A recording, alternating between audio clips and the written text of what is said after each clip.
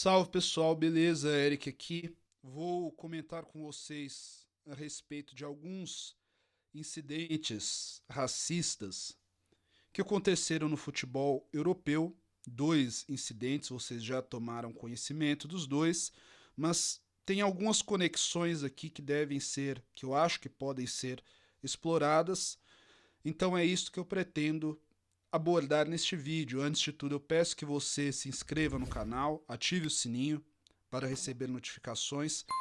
É um canal ainda amador, então eu peço que você deixe seu comentário, sua crítica, espalhe o canal para os seus amigos, enfim. Vamos então aos fatos. Bom, claro que eu não poderia perder a oportunidade. Sempre que vamos falar de futebol, eu gosto de vir a caráter.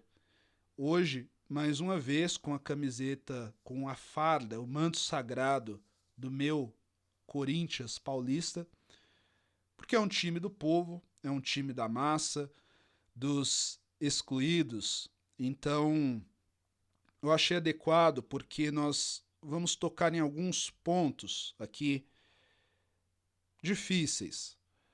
No caso, a ofensa dirigida ao jogador Dembaba na partida entre o Istambul e o PSG. O que aconteceu foi isso: uma manifestação clara do racismo sutil. Provavelmente tem algum termo científico para isso, mas é o racismo cordial.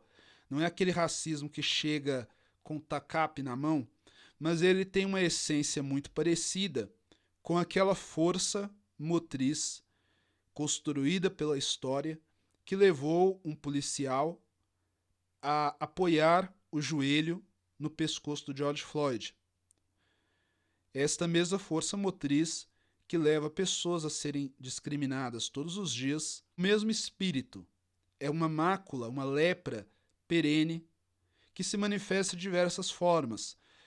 É complicado porque nestas horas muitos tentam esvaziar a luta antirracista perguntando, igual eu vi num vídeo da Jovem Pan em que se discutia isso, e aí os indivíduos falando, ah, mas como assim?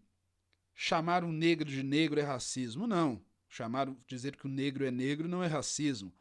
A diferença, e foi o que o Demba Ba pontuou muito bem, se fosse um branco, o cara diria, aquele sujeito de touca, aquele sujeito, aquele alto.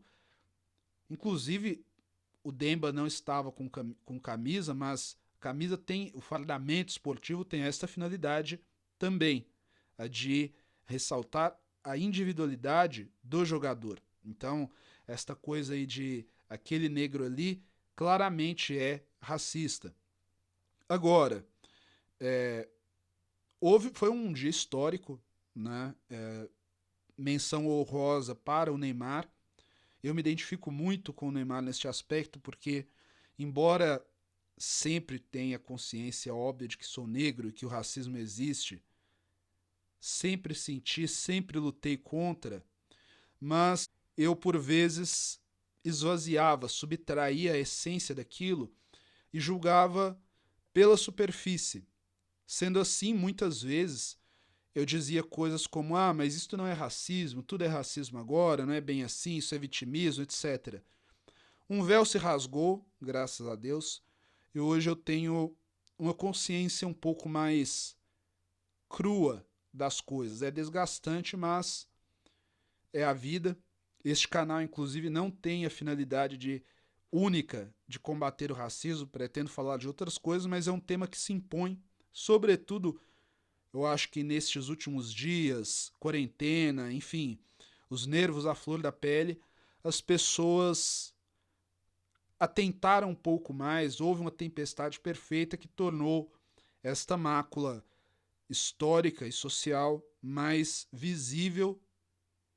Ela é tão incômoda como sempre foi, mas agora temos mais pessoas filmando.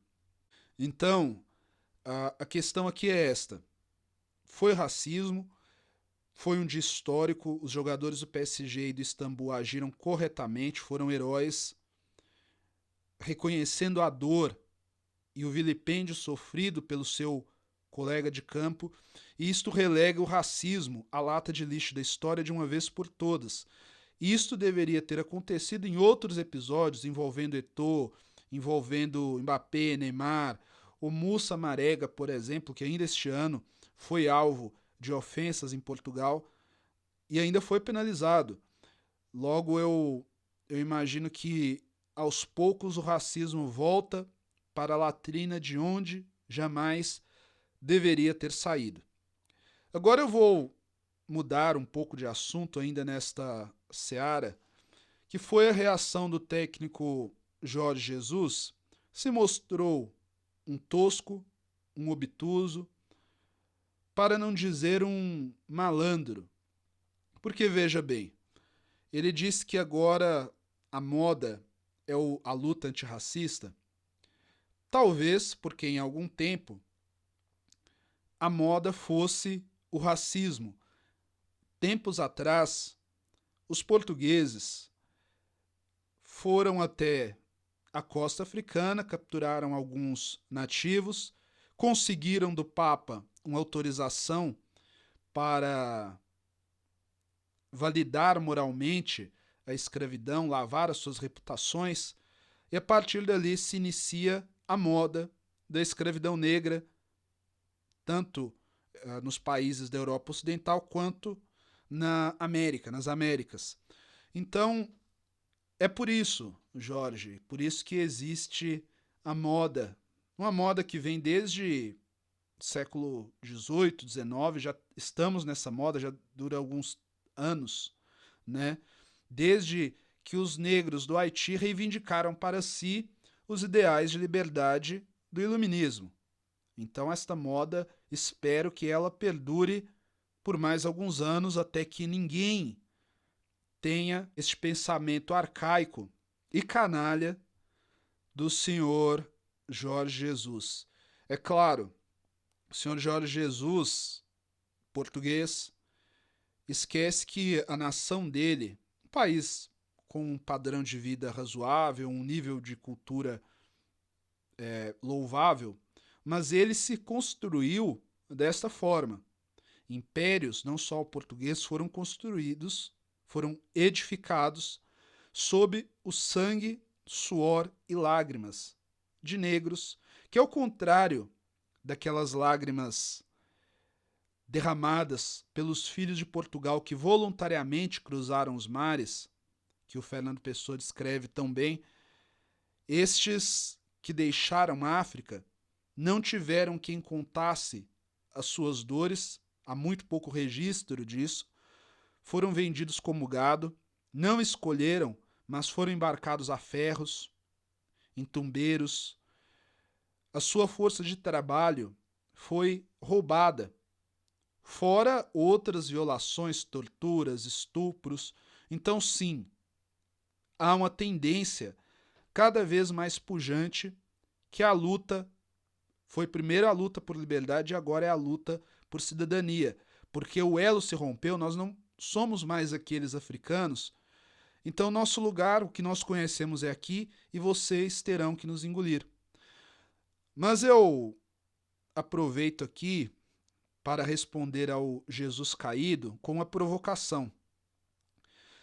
Ele é técnico, quase todo mundo do meio do esporte, nós acompanhamos o noticiário, sempre há a notícia de alguém que foi vítima de um calote, de um acerto descumprido, e este alguém processa, porque o direito ocidental versa exatamente sobre isso, a liberdade que você tem de negociar a sua força de trabalho implica que a outra parte, assumindo um compromisso, deverá honrá-lo.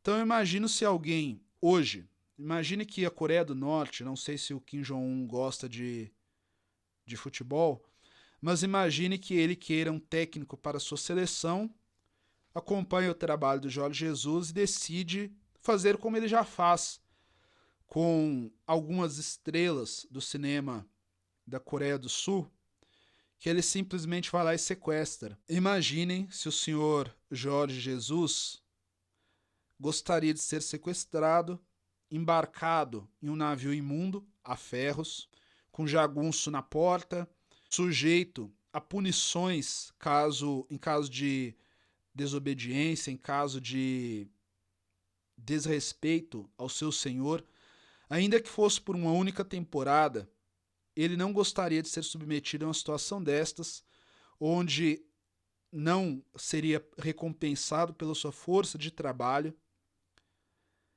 e tratado como objeto, como a cabeça de gado do seu senhor. Tenho certeza que se alguém, o Benfica ou o Flamengo, deixasse um mês de salário para trás, em aberto, o senhor Jorge Jesus não hesitaria em recorrer à justiça. O que nós fazemos hoje é exatamente isso. Nós recorremos à justiça, ao parlamento, tentamos sensibilizar os demais setores da sociedade, a coletividade, a respeito destas injustiças que se perpetuam ainda hoje. Ainda hoje, nós sofremos com estes reflexos de crimes que foram praticados contra nós,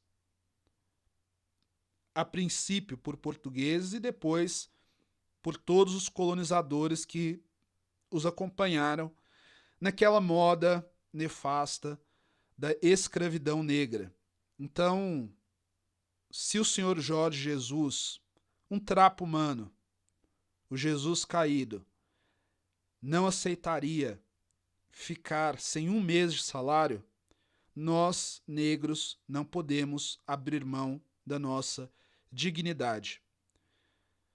Mas, como diria Mário Quintana, não devemos nos ocupar com isto, nos deter à beira do caminho, mas essas declarações como a do Jorge Jesus, que é uma vergonha até, né? O Jorge Jesus treina o Benfica hoje, Benfica do Eusébio, treinou o Flamengo, um time de massa. É vergonhoso que ele demonstre uma faceta tão podre. Ele se mostrou um invertebrado moral, mas não importa. Como diria o Mário Quintana, eles passarão, eu passarinho, portanto, nós passaremos. E um dia, aliás, já está acontecendo, mas o Senhor Jorge Jesus sabe que escarrou na sua história pública, porque até então nós não conhecíamos esta sua faceta, e haverá sim um dia em que pessoas sentirão muita vergonha, asco, desse tipo de fala. Foi uma fala de alguém frio e calculista que tenta esvaziar uma luta de séculos, uma luta que não é contra a carne, mas é contra o espírito da imundície e do pecado, que é o racismo. Espero que você tenha gostado deste vídeo.